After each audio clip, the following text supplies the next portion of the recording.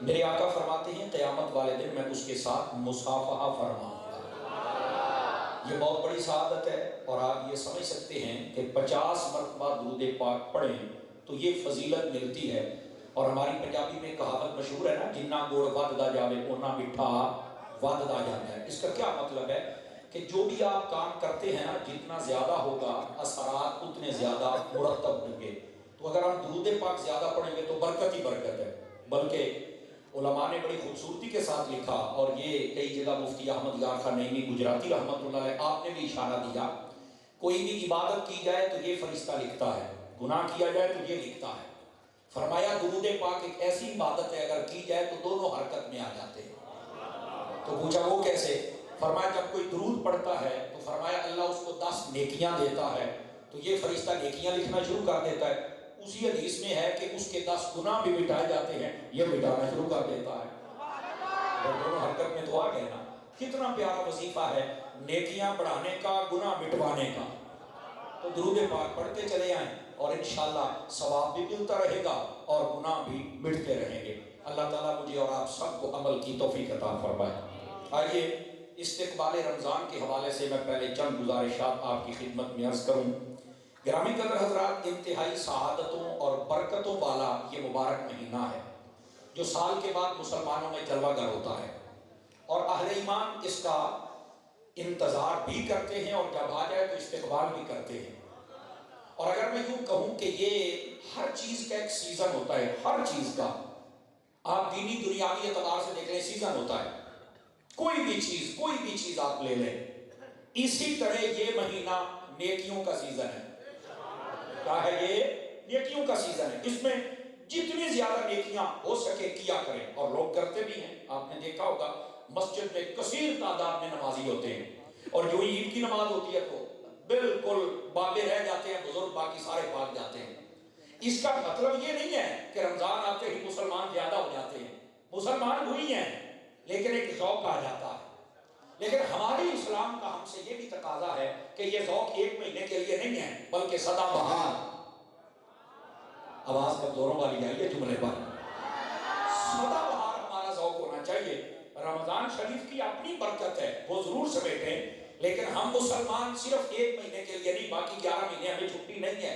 ہم نے باقی 11 مہینے بھی ویسے ہی عبادت کو جاری رکھنا ہے۔ کم از کم 5 وقت کا نماز تو ہم پڑھے نا۔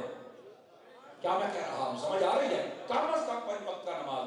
اور اس میں بھی ایک بڑی لطیف بات ہے نا، آ کے قاری صاحب سے پوچھتے ہیں، قاری صاحب دعا کرو میں کامیاب ہو جاواں، اے کو طویل دے چھڑو میں کامیاب ہو جاواں۔ حالانکہ قاری صاحب اذان میں دن میں 5 مرتبہ جب اذان دیتے ہیں تو 10 مرتبہ تمہیں بتاتے ہیں کہ کامیابی یہاں ہے، حی علی الفلاح، آ جاؤ کامیابی کی طرف، کامیابی یہاں ہے۔ آپ کامیابی کالجوں میں ڈھونڈ رہے ہیں، وہاں نہیں یہاں ہے۔ تو نہیں فرما رہے آپ حضرات؟ تو یہ وظیفہ تو ہمیں 5 نہیں، 5 مرتبہ 10 مرتبہ یہ وظیفہ بتایا جاتا ہے اگر ڈبل شمار کیا جائے تو۔ پھر یہاں آیا کریں اور کامیابی کو سمیٹا کریں، سمجھے؟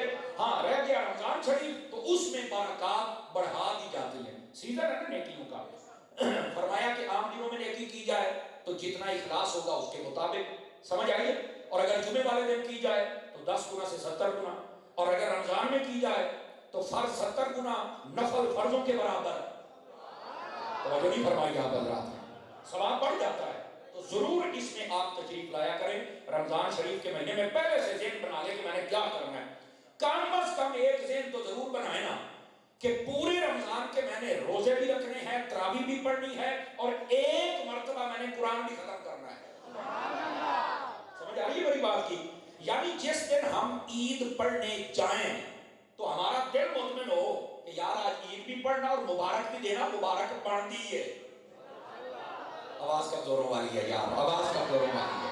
تو کم از کم اتنا ذہن ہونا چاہیے کہ مبارک پڑھ دیئے، ایک مرتبہ قرآن ختم ہو جائے، تراویح کوئی نہ چھوٹے، نماز کوئی نہ چھوٹے، اور ہم روزے سارے رکھیں تو مزہ نہ آ جائے، مبارک تو پھر پڑھ دیئے نا۔ ہاں تو اگر یہ کچھ بھی نہیں کیا، اور سب سے زیادہ فکر پورے رمضان میں افطاریوں کی ہوتی ہے، فلانے حال جانا یار، کہ اثر تو بھئی وہاں پڑ جانا ہے، تو ناراض نہ ہونا، مجھے معاف کیجئے گا اگر کوئی تلخ بات نکل جائے۔ سب تو زیادہ افطاری ٹائم آپ کو لگی ہوتی ہے، اپنا روزہ کو نہیں ہوتا، وہ کچڑ پینڈے توتی بنجے صحیح ہو، کھول لو کہ یہ کوئی امام صاحب کہہ چھڑ یار ٹائم مجھے 2 منٹ نہیں دے رہے اور پھر کتنے مکروہ نہ ہو جائے. میں کہا تیرا کی مکروہ ہونا ہے؟ آپ توجہ نہیں فرما رہے. ناراض نہ ہونا، یہ ایک طرح حقیقت ہے جس کی جانب میں اشارہ کر رہا ہوں. مہربانی فرمائے روزہ رکھا کریں. حدیث شریف میں پتہ کیا ہے فرمایا جو بندہ رمضان شریف کا ایک روزہ اللہ کی رضا کے لیے رکھتا ہے، مفہوماً سنا رہا ہوں، یہ صاحب بارِ شریعت نے روزے والے چیپٹر میں یہ لکھا ہے اس حدیث کو، فرماتے ہیں اللہ تعالیٰ اس کو جہنم سے اتنا دور کرتا ہے جتنا ایک کبا، ایک کام تھا نا کام، یہ پیدا ہونے والے دن سے اڑنا شروع کرے اور مرنے والے دن تک اڑتا رہے کنٹینیو. فرمایا جتنا یہ سفر کر جائے گا اللہ تعالیٰ ایک روزہ رکھنے والے کو جہنم سے اتنا دور کر دے گا. لیکن یہاں پر ایک لطیف بات ہے نا، کبے کا نام لے کر کیوں کہا گیا؟ جو کبا ہوتا ہے کبا، ایک تو اس کی عمر بہت لمبی ہوتی ہے، 1000 سال تک عمر پا جاتا ہے. یہ جڑا کان ہوتا ہے نا کان، یہ بڑی لمبی عمر ہوتی ہے. اور دوسرا یہ سست پرندہ نہیں ہے، یہ بڑا چالاک پرندہ ہے. اے بیٹھا ہوئے تسی یعنی تھلے بٹا چکر ہوگا تو پہلے دوڑ جاتا ہے. سمجھ آئی نا؟ اور یہ کی رفتار بڑی ہوتی ہے. آپ سمجھ رہے ہیں میری بات کو؟ تو کبے کیسے کیا کہا گیا؟ ایک تو اس کی عمر لمبی ہے اور دوسرا اڑتا بھی تیز ہے. اتنی لمبی عمر اتنا زیادہ اڑے جتنا سفر یہ طے کرے گا اللہ تعالیٰ ایک روزہ رکھنے والے کو اتنا جہنم سے دور فرما دے. اب آپ کو بات سمجھ آ رہی ہے جناب؟ تو گرامی قدر حضرات، ویسے یہ آقا کریم علیہ السلام کا جو کلام ہوتا ہے نا یا اللہ کا جو کلام ہے یہ عرب لوگوں کے ذہن کے مطابق ہے. ہاں یہ یاد رکھ لیں تاکہ وہ غور کریں. یہاں کبے کے ساتھ جو مثالیں دی گئی یا کبے کا جہاں پر ذکر ہے، آپ تفاسیر پڑھ کے دیکھیں، مفسرین نے یہ نقطہ لکھا ہے. وہ کہتے ہیں کبے کا ذکر اس لیے بھی کیا جاتا ہے کئی جگہوں پر اور جگہوں پر بھی تاکہ لوگ توجہ فرمائیں. کیوں؟ اس لیے فرماتے ہیں کہ جب کبا پیدا ہوتا ہے نا، انڈے سے نکلتا ہے تو اس کے جسم کے اوپر ایک بال بھی نہیں ہوتا. جیسے گوشت کی بوٹی ہوتی ہے نا، یہ اس طرح کوئی نہیں ہوتا. وہ جو کبا ہوتا ہے اور اس کی مادہ، وہ جب اپنے بچے کو دیکھتے ہیں تو ڈر جاتے ہیں، ساڑھے آنے تو کڑی بڑا نہیں کر رہی ہے. تو مفسرین کہتے ہیں وہ چھوڑ کے بھاگ جاتے ہیں، بالکل اس کے گھونسلے میں نہیں جاتے. 10 دن 15 دن 20 دن خدا بہتر جانے کتنے دن وہ گھونسلے میں نہیں جاتے. کبے کا بچہ اکیلا ہی پڑا رہتا ہے. لیکن سوال یہ ہے وہ کھاتا کہاں سے ہے؟ فرما اللہ تعالیٰ مچھر کو کہتا ہے کہ اس کے اوپر آ کے اڑنا شروع کر دے. مچھر جب اڑتا ہے نا تو وہ چونچ منہ کھول کے اسے کھاتا رہتا ہے. اللہ اس کے بھی رزق کا انتظام کر دیتا ہے. اور یہ مفسرین نے لکھا ہے عرب لوگ جب دعا کرتے تھے نا تو وہ یہ کہتے تھے اے کبے کو رزق دینے والے ہمیں بھی رزق عطا فرما. آواز بہت کمزوروں والی ہے آپ حضرات کی، سمجھ آ رہی ہے؟ تو یہ کبے کو اللہ ایسا رزق دیتا ہے. بندے تو ایسے ہی پریشان ہے، تجھے پریشان ہونے کی حاجت ہی نہیں ہے. دعا کیا کر حلال مل جائے. اور میری ایک بات نوٹ کریں آپ حضرات، کبھی بھی یہ دعا نہ کیا کریں زیادہ ہو جائے. زیادہ کی دعا نہ کرنا، مارے جاؤ گے. تو پھر کس کی دعا کریں؟ برکت کی. سمجھو میرے جملے کو، کبھی بھی زیادہ کی دعا نہیں کرنی، دعائیں برکت کریں. برکت تھوڑے میں بھی ہو جائے گا تو مدینہ مدینہ ہو جاتا ہے. سمجھ آ رہی ہے؟ اور اگر زیادہ ہو برکت نہ ہو تو وہ بھی وبال بن جاتا ہے. نشے کی گولیاں کھا کے سونا پڑتا ہے. ہاں زیادہ مال ہو، نشے کی گولیاں، پھر بھی نیند نہیں آتی. باہر سیکورٹی گارڈ ہے پھر بھی نیند نہیں آتی. کیا فائدہ ایسے پیسے کا؟ تو سے اچھا یہ مزدور نہیں ہے اینا ساتھ کھاندا ہے، اینا وچ مکھن پانی پروٹھے تے ریڑھی تے سو جاتا ہے. آواز کمزوروں والی ہے. سمجھ آ رہی ہے میری بات کی؟ میں بالکل سادہ بندہ ہوں، سادہ بندہ. تسی سمجھو کہ کیڑی بلا آئی بیٹھی ہے. ہاں بالکل میں طالب علم بندہ. اے میری تقریر ہے، آپ نے صرف بول کے چلے آنا ہے تاکہ میں لطف سے آپ کو باتیں سناتا چلا جاؤں. تو میرے عزیز، میرے پیارے، میرے بزرگ، میرے دوست، میرے سجن، اس بات کو سمجھنے کی کوشش کرو. تھوڑا ہو برکت والا ہو تو مزہ نہ آ جائے، اور زیادہ ہو اور سکون نہ ہو کیا فائدہ اس زیادہ. اس لیے تھوڑا ہونا چاہیے، برکت والا ہونا چاہیے، اور زیادہ بھی ہو تو برکت والا. میں اکثر کہا کرتا ہوں پیسہ ہو اور بندے کی طبیعت اور فرعون جیسی لعنت کا مستحق ہے، اور پیسہ ہو طبیعت و عثمان غنی جیسی تو پھر سلام کا مستحق ہے. اب فیصلہ آپ کے ہاتھ میں ہے کہ آپ نے کون سے راستے پر چلنا ہے. تو میرا خیال ہے مسلمان یہی کہیں گے ہم غلام نبی بھی ہیں، غلام عثمان بھی ہیں. ایسا ہو حلال کا، اللہ کی راہ میں خیرات کرتے چلے جائیں، کبھی ختم نہیں ہونے والا. بات دور نہ چلی جائے، فرمایا جو ایک رمضان کا روزہ رکھتا ہے اللہ تبارک و تعالیٰ اس کو یہ برکت عطا فرماتا ہے. سمجھ آ رہی ہے کہ جتنا کبا ہوتا ہے اتنا دور اس کو جہنم سے کر دیا جاتا ہے. اسی روزے کو ڈال کہا گیا ہے، جہنم سے ڈال بن جائے گا، یہ آگے آ کے تمہیں بچائے گا. جتنا مرضی تیز حملہ کو کرے نا، اگر ڈھال مضبوط ہو، سمجھ آ رہی ہے، تو وہ چیز بالکل بچ جاتا ہے. بالکل آپ نے دیکھا ہوگا یہ ڈال کے طور پر لوہا بھی استعمال ہوتا ہے، پلاسٹک بھی استعمال ہوتی ہے، لکڑی بھی استعمال ہوتی ہے، بلٹ پروف جیکٹس اور شیشے بھی استعمال ہوتے ہیں. سمجھ آ رہی ہے، جو انسان کو سیف کرتی ہیں.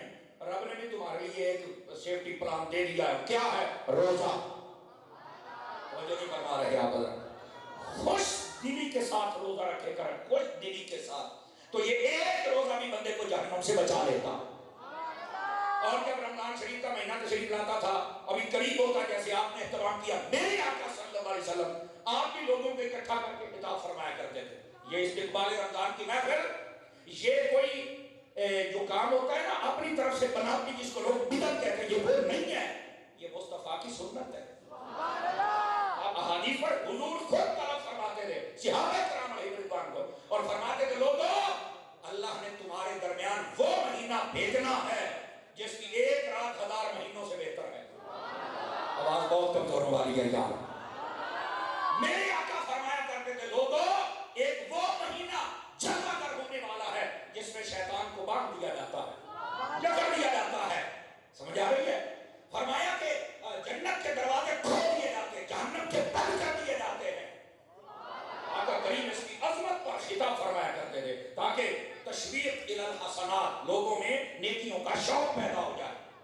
تو یہ جو آپ نے کام کیا ہے قاری صاحب اور آپ کی ٹیم نے، یہ تو آپ نے سنت مصطفیٰ پہ عمل فرمایا. تو آپ سارے حضرات آج سے ذہن بنائیں نا کہ کم از کم ایک مرتبہ قرآن پوائنٹ ٹائم کی نمازیں، سمجھ آ رہی ہے، ان میں ہمارا پورا عمل ہونا چاہیے. اور ویسے بھی پہلے انگریز نہیں مانتے تھے، اب وہ بھی ماننا شروع ہو گئے. ارے یار یہ رمضان، اس کے بارے میں بظاہر تو بندہ بھوکا رہتا ہے، لیکن آقا کریم نے فرمایا صوموا تصحوا، فرمایا روزہ رکھو صحت مند ہو جاؤ. آپ نے کہا توجہ نہیں فرمائی، روزہ رکھو صحت مند ہو جاؤ. تو فرمایا روزہ رکھو صحت مند ہو جاؤ، اس کا کیا مطلب ہے؟ تو ڈاکٹروں نے آپ کو، یا آپ کا ڈاکٹر بیٹھا ہو تو وہ بھی بتا سکتا ہے، رمضان شریف کے اندر پیشنٹ آدھے کام ہو جاتے ہیں. اس لیے کہ یہ جو رمضان کا مہینہ ہے نا، ہماری عبادت کا نہیں ہے، یہ ہمارا ٹائم ٹیبل بھی سیٹ کرتا ہے. ایک ٹائم پہ کھانا، ایک پہ افطار کرنا، میرے کو ریسٹ مل جاتا ہے. سمجھ آ رہی میری بات کی؟ تو جب ایک ٹائم پہ کھانا، ایک پہ ہم نے افطار کرنا ہے تو ہماری طبیعت بالکل فٹ رہتی ہے. کہ ایتھے جیڑی شاید اب کے ایوی ہے نا، چنگا بڑا کھاتا ہوتا ہے، بلکہ ہم اپنا قصور خود کرتے ہیں. نہیں نہ کھانا کہہ دے یار میں نے کھایا بارک اللہ تمہیں برکت دے، لیکن کھلانے والے بھی ایسے ہوتے ہیں نہیں 2 برکیاں لا لو، وہ 2 نہ خراب ہو جاتا جے. نہیں توجہ فرمائی نہ یار، ساڈی قوم کی چینجی ہو نہیں 2 برکیاں لا لو، ساڈا دل خوش کروا، تیرا دل خوش ہو جائے گا، سانو اتنے 1000 کی دوائی لینی پڑی. نہیں توجہ فرما رہے. سادہ باتوں سے ناراض تو نہیں ہو رہے آپ حضرات؟ تو یہ جو روزہ ہے نا، یہ آپ کا ہی صحیح ہے، یہ ہمارے نظام کو سیٹ کر دیتا ہے. ڈاکٹر کہتے ہیں آدھے مریض ختم ہو جاتے، لیکن ہم نہیں نہ سمجھتے، ہم اپنا قصور خود کرتے ہیں.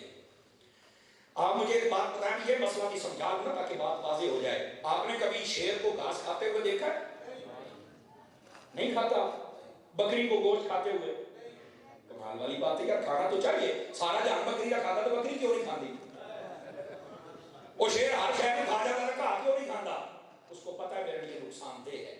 اگر وہ گھاس کھائے گا تالو کو لگے گا، اس کو کھانسی شروع ہو جائے گی، رکے گی بھی نہیں، وہ کہا نیڑے بھی نہیں جاتا. اس کو پتہ نقصان دیتا ہے. اللہ نے اتنا چھوٹ جانور کو دیا ہے، بکری کو دیا کہ میں گوشت کیسے کھاؤں، میرا تو سارا کھانا ہے. نہیں توجہ فرما رہے ہیں نا، یہ میری غذائی کیسے کھائیں؟ ڈاکٹر بیچارے ایڈڈیاں پرچیاں لکھ دے جی 2500 دیا دوائیاں 10 دنوں دیا شوگر دیا، پھر لمیٹائی سامنے آ 1 2 3، وہ کہتے ہیں بابا جی نہ کھاؤ شوگر ہے، چوپ کر منڈے آدھی گولی بعد کھا لو. یہ میں نے مثال سے اس لیے دیا، ہم اپنا نقصان میری جان خود کرتے ہیں، ہمیں اپنا نقصان نہیں کرنا چاہیے. بیٹھے ہو تو کئی ٹینشن لے گئے ہو یار. یہ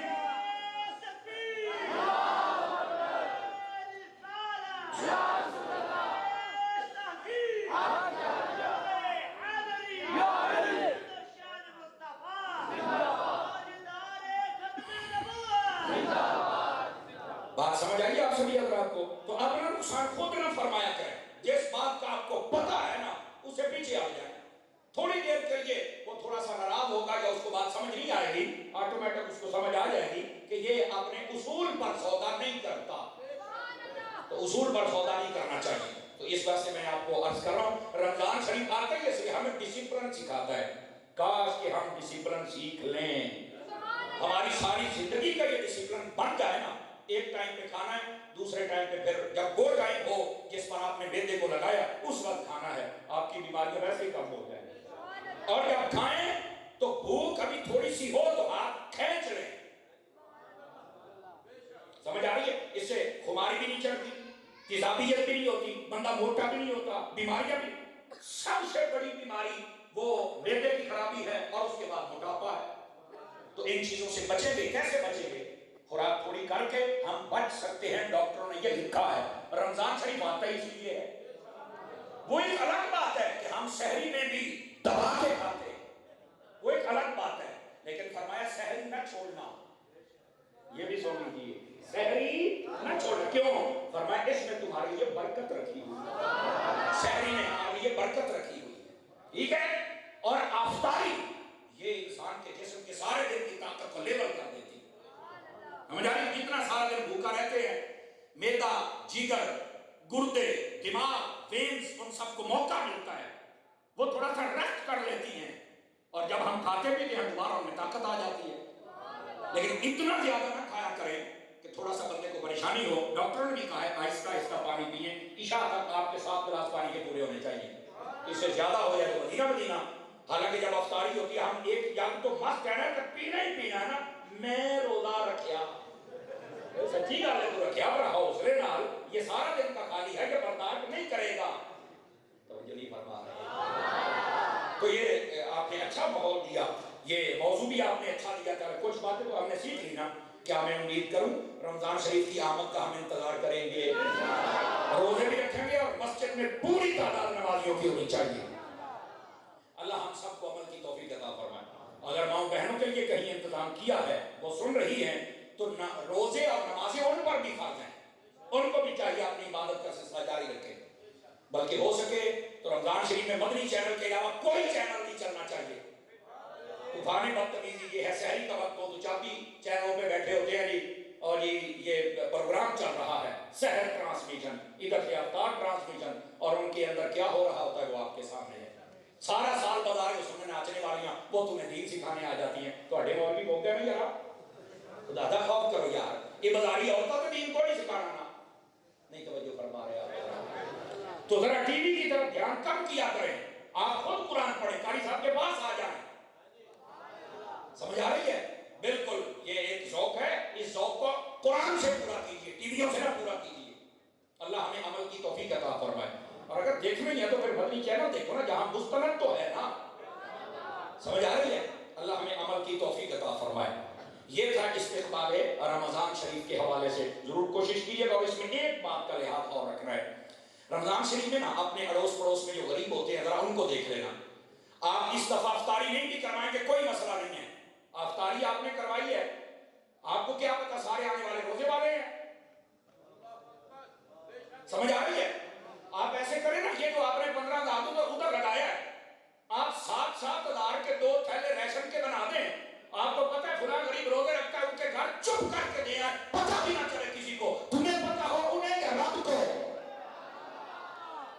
تو پھر مزہ نہ آ جائے. میں نے کئی مرتبہ ایسا میرا اتفاق ہوا ہے، لوگوں کا مجھے معلومات ملی ہیں جو افطاری کرواتا ہے وہ خود نہیں روزے رکھتا. وہ کہتا آج ناصفہ جی آ دیا. آپ نے توجہ نہیں فرمائی. کہنا ناصفہ جی بہت ہی آ تے اس بات سے میں روزے نہیں رکھیا. میں کہا پھر تو ثواب سارے لوٹ کے لے گیا جرا. وہ خدا دا خوف کر یار کہڑے کمی پہ گئے. او بیٹھے ہو، اچھا شکر کہ الحمدللہ جی بیٹھے ہوگا. تو اس واسطے افطاری تو نہ کرا، روزہ رکھ. آواز کمزور ہو گئی ہے آپ. گرامی قدر حضرات تھوڑا سا دھیان فرمائیں گے. غربا کو دیا کریں اور غریب کو دینے کے لیے دیکھو میرے ہاتھ جڑے دیکھ لیا طالب علم بندہ نہ اعلان کریا جے تے نہ پورے پنڈ نوں دسیا جے تے نہ تصویراں کھچ کے فیس بک تے چڑھایا جے. کوئی نیکی کر کے دریا وچ بھی سٹ لا، سارا فیس بک تے جنیاں نہیں توجہ فرما رہے. بتانا نہیں ہے اور یار یہ غریبوں کو تو ان کی غریبی کا تو پہلے تماشا بنایا جاتا ہے. مہربانی فرمائیں کسی کو نہ بتائیں, آپ کو پتا ہو یا آپ کے مالک کو پتا ہو. کیا میں امید کروں کہ ہم 2-3 گھر تلاش کر لیں گے؟ کیا بولے ہو؟ یہ میں اس لیے نہیں کہتا کہ آپ کو سمجھ نہیں آ رہی, آپ سوچ میں پڑ جاتے ہیں, گال تو ٹھیک کیا کرتا ہے. امید ہے کہ عمل بھی ہوگا. اللہ عمل کی توفیق عطا فرمائے, اللہ سب کو عمل کی توفیق عطا فرمائے. یہ تھا استقبال رمضان کے حوالے سے, کوشش ضرور کیجئے گا. اب آ جائیے ذرا اگلی بات آپ کی خدمت میں عرض کروں, عظمت والدین کے حوالے سے. دوستان گرامی, اللہ رب العزت نے قرآن مجید برہان رشید میں فرمایا تم نے اللہ کے ساتھ کسی کو شریک نہیں ٹھہرانا, شرک نہیں کرنا, اور اس کے بعد فرمایا اپنے والدین کے ساتھ حسن سلوک کرنا ہے.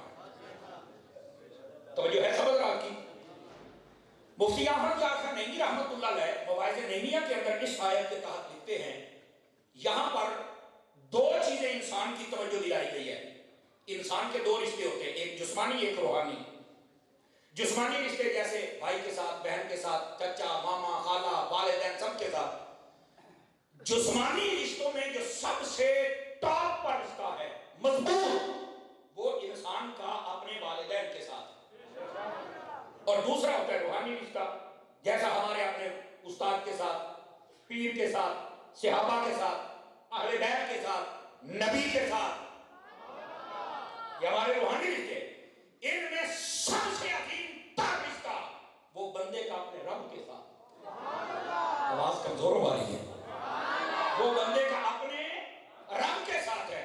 تو فرمایا یہاں 2 عظیم رشتے, ایک جسمانی جو ماں باپ کے ساتھ ہے, دوسرا روحانی جو اللہ کے ساتھ ہے. اور کا ذکر کیا گیا, فرمایا کہ اگر تم اپنے رب کے ساتھ تعلق بنا بیٹھے تو فرمایا اس کا تقاضا یہ ہے اللہ کے ساتھ کسی کو شریک نہ ٹھہرانا ہے, نہ ذات میں, نہ صفات میں, نہ افعال میں.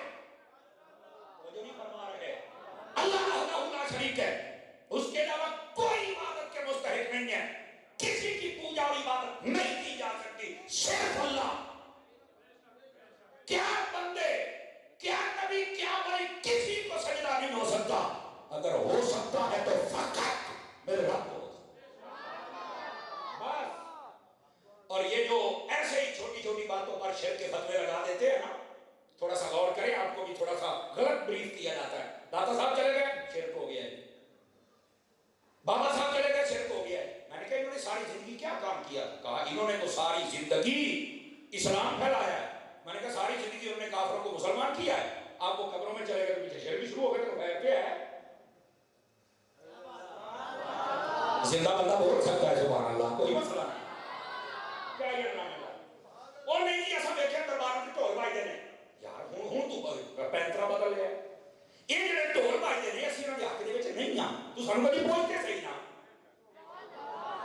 آواز کمزوروں والی ہے آپ حضرات کی, تو اس بات کو ذرا سمجھنے کی کوشش فرمائیں.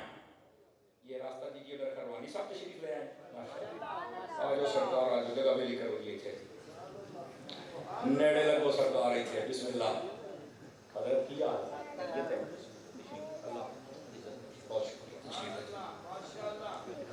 ماشاءاللہ. ہمارے محترم و مکرم علامہ ارشد روحانی صاحب, آج لو روحانی گل ہو, یہ تو روحانی بھی آ گئے. چلو توجہ فرمائیں گے آپ حضرات جتنے بیٹھے ہیں. ہمارے علماء تشریف لاتے رہیں گے, ہمارے پھول یہ گلدستہ علماء کی خوشبو بڑھتی رہے گی. آواز بٹھی ہو گئی, مجھے پتا ہے ٹھنڈ پہ نہیں, میں 80 ڈگری جتنی محسوس کی تھی. تو یہ جو غلط بریفنگ دی جاتی ہے کہ درباروں پر نہیں جانا شرک ہوتا ہے, تمہیں کس نے کہا ہے؟ میں ایک سادہ بات کہنے لگا ہوں, دھیان فرمائیے گا. جو سمجھنے کی نیت سے ہے سمجھ کے جائے گا. آپ داتا صاحب دربار پہ چلے جائیں, جب اذان ہوتی ہے تو سارے کے سارے داتا صاحب دربار کو سجدہ کرتے ہیں. اونچا بولیے, کہاں جاتے ہیں؟ دربار کو چھڑ کے اگے مسجد ہے اوتھے ٹر جاتے ہیں, رب نو سجدہ کر دینے. تے کی کہندے نے, ربا سونیا ایتھے آئے ہیں کہ تیرا حکم ہے کونوا مع الصادقین, تیرا حکم ہے کہ سچوں کے ساتھ ہو جاؤ. یہ ہے سچے, ہم ان کے پاس آئے ہیں, لیکن اے باری تعالیٰ لوگ ہم پہ جھوٹ باندھتے ہیں, ہم کسی اور کی عبادت نہیں کرتے, سجدہ تجھے کر رہے ہیں. بولیے سبحان اللہ.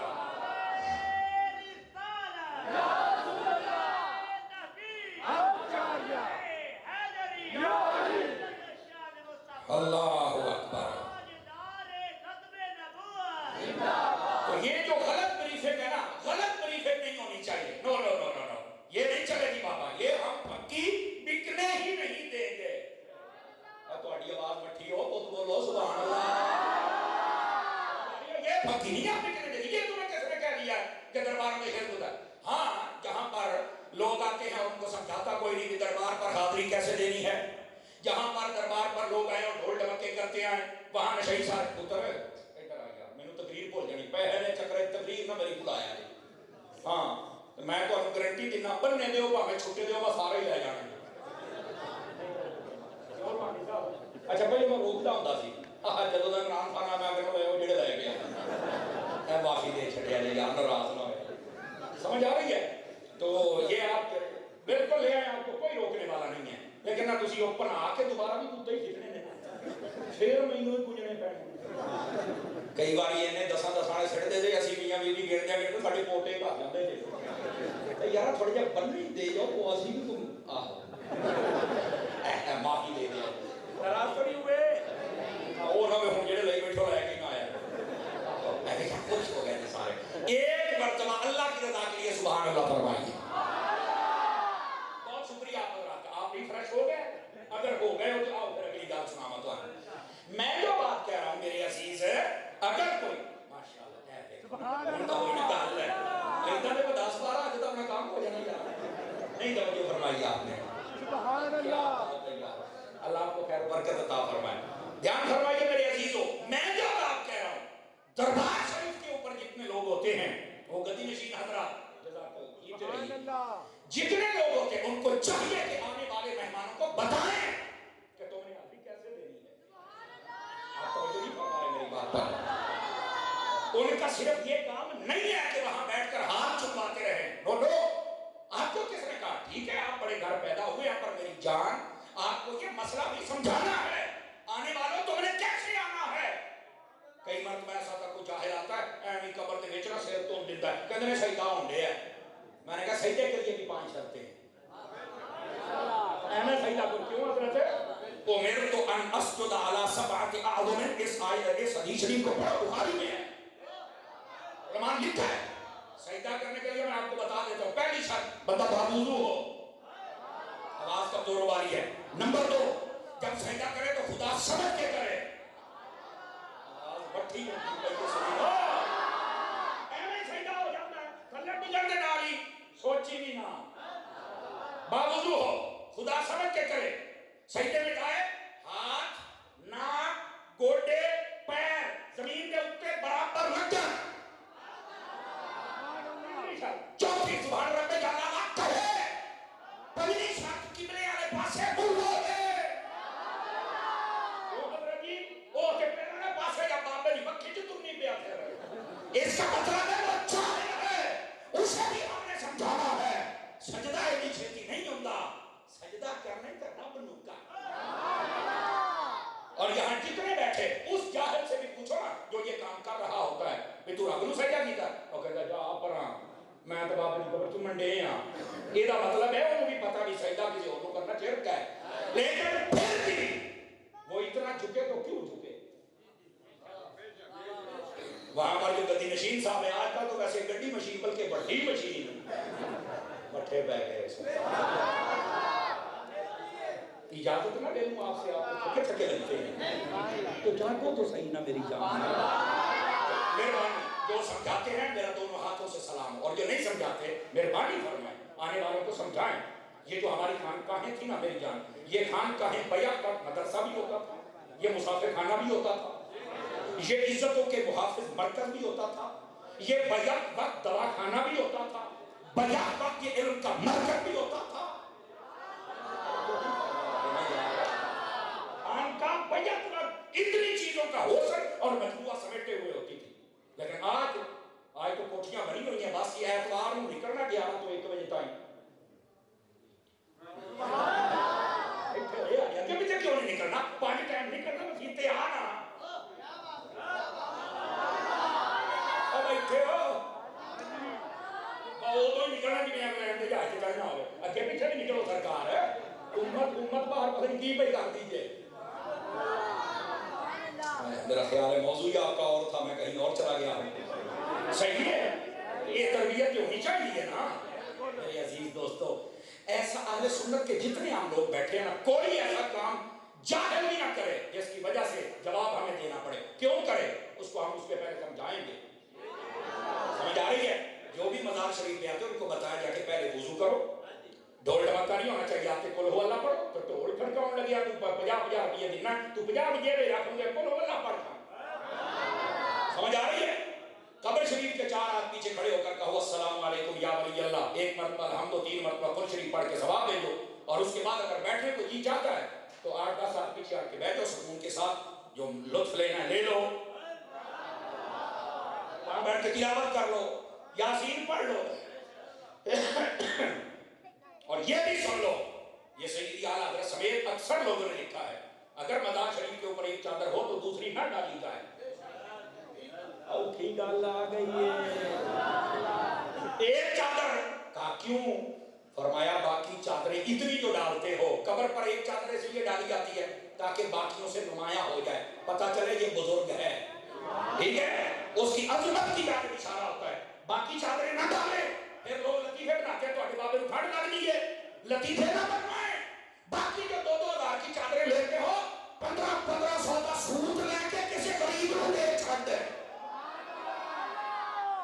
آس کمزوروں والی ہے. بزرگ بھی راضی ہو جائیں گے اور انشاءاللہ مزار شریف کے اوپر بھی جو خرافات ہوتی ہیں وہ بھی نہیں ہوں گی. توجہ ہے کہ کوئی نہیں ہے؟ اس واسطے ذرا شفقت فرمائی جائے، مہربانی فرمائی جائے. یہ لگی آپ کو بات آ گئی تو میں نے آپ کی خدمت میں کر دی. اور اس کے بعد مزار شریف پر یہ نظام ہونا چاہیے بالکل سیپریٹ. پہلی تو بات ہے عورتیں جائیں ہی نہ. دیکھو 6-7 بندے بولے باقی سارے چوک پر بالکل نہ جائیں. دربار شریف پر نہ جائیں. اور کی کریے جتنی دیر ٹرالی پار کے رہا میلا ساجدہ ہی نہیں. اب ایتھے ہو اس واسطے آپ مہربانی فرمائیں یار، عورتوں کو گھر میں رہنے دیں. ان کو بولیں جب تم چھڑ کے آنا کہ تم چوک کے چھاڑا میں ٹینشن نہ لیں. بولنے آتے جو مرنا تو چھڑ کے ہی آنا ہے نا. عورت کو چاہیے اپنے گھر میں رہے. سمجھ آ رہی ہے؟ اور یہ بھی علماء نے لکھا ہے کہ جب جانا ہو نا، کچھ علماء نے حدود و قیود بیان فرمائی.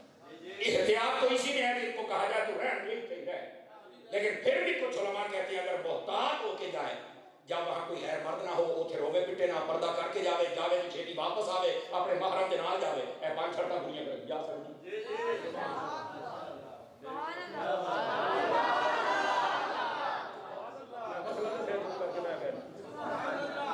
تسی انتظار نہیں کرنی تھی مولوی سور رہوں کہ میری ٹوٹی شوٹی کوئی نہیں دے. میں سادہ بندہ یہی سادہ باتیں کروں گا. تو میرے عزیز، میرے پیارے، میرے بزرگ، میرے دوست، جو میں بات کہہ رہا ہوں نا اس بات کو سمجھیے گا. یہ غلط بریفنگ کی جاتی ہے کہ مزار شریف پر چل کے شرک ہوتا ہے. بابیانو پوج لے ہو. میں نے چبڑ مولوی کی تقریر سنی، کئی داری بہت پوجے سن سامنے کھڑا کر کے تے پور کے پوج دینے. میں کہ اللہ خلانت تیری اس تعلیم تے کہ تیری اس گندی سوچ تے. اور لانتیہ کہ شرم نہیں ہوگا مسلمانوں کو مشرک کہتا ہے. خدا کا خوف کر مولوی، خدا کا خوف کر. اپنی حد وچ رہ، حد نہ ٹپ، اپنی حد میں رہو. بزرگوں کے درباروں پر جانے والے کو یہ تانا ماننے کی ضرورت نہیں ہے. تو ہڈے بزرگ جمع ہیں کوئی نہیں. مٹھے بول دے پے ہو، مٹھے بول دے پے ہو. بات دور نہ چلی جائے، ذرا واپس پلٹیے. میں نے جو آپ کو بات سمجھائی اس بات کو سمجھنے کی کوشش کیجئے. فرمایا تم نے اللہ کے ساتھ کسی کو شریک نہیں ٹھہرانا. پھر کیا کرنا ہے؟ فرمایا اپنے والدین کے ساتھ پھر حسن سلوک کرنا. جب اللہ کو وحدہ لا شریک مان لیا تو اس کے بعد منتصف جو بات ارشاد فرمائی وہ والدین کے ساتھ حسن سلوک ہے. سمجھا؟ مفتی احمد یار خان نعیمی گجراتی مواعظ نعیمیہ کے آخر میں اس بات کو آپ نے لکھا ہے. آپ فرماتے ہیں کہ اللہ رب العزت کی وحدانیت کا اقرار کرنے کے بعد جو سب سے بڑی بات ہے انسان کے لیے وہ اپنے والدین کے ساتھ حسن سلوک ہے. اور اس میں اشارہ پتہ کیا ہے؟ موبائل والی دنیا باہر نکلے، ذرا موبائل والے باہر نکلی، میری بات سنو. اس میں اشارہ یہ ہے کہ اگر کوئی کلمہ پڑھ لے، عبادتیں کرتا رہے اور والدین کو ناراض کرے،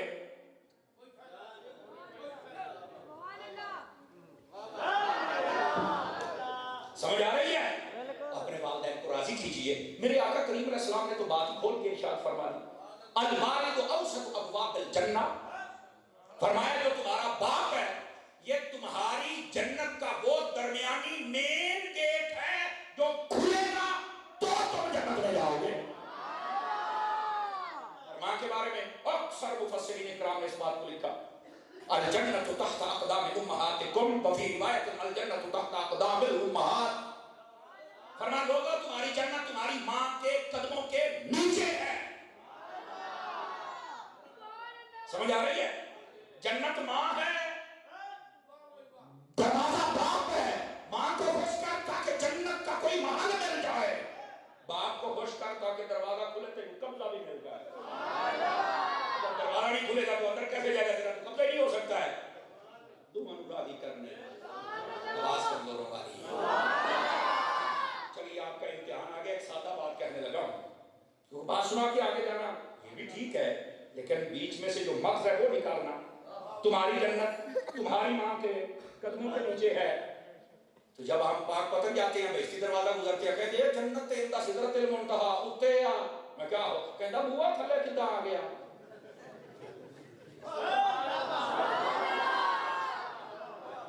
میں سادہ بتاؤں نا، سادہ بات کر رہا ہوں، کیوں نہیں مصطفی بھائی صاحب؟